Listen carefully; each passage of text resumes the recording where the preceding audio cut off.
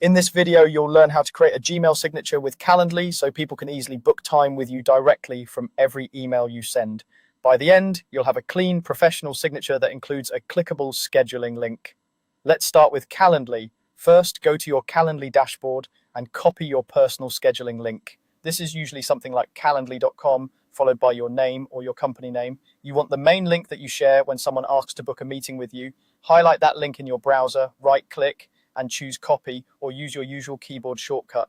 Keep this link handy because we'll paste it into your Gmail signature in a moment. Now, switch over to Gmail. Make sure you're logged into the account where you want to add the signature. In the top right corner of Gmail, click on the small gear icon to open the quick settings menu. From there, click on See All Settings to open the full settings page. This is where Gmail keeps all of your configuration options, including signatures. Once you're on the settings page, you'll land on the General tab by default. Stay on that tab and scroll down until you find the signature section. It may be a little way down the page, so keep scrolling until you see the area labeled signature. If you don't already have a signature set up, you may need to create one by choosing the option to add a new signature and giving it a simple name like main or work. Inside the signature editor, click into the text box where you want your Calendly link to appear.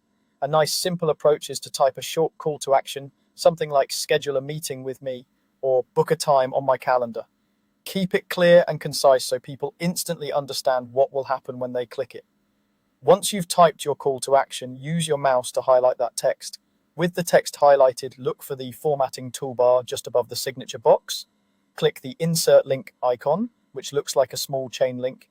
This opens a small window where you can add a web address to your highlighted text.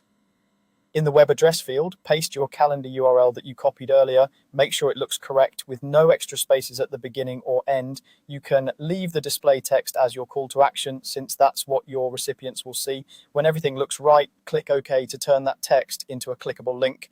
You'll now see your call to action in the signature box, usually underlined and in a different color, indicating that it's a hyperlink. At this point, you can adjust the rest of your signature if you like, adding your name, title, or other basic contact details. Just keep it simple so the Calendly link stands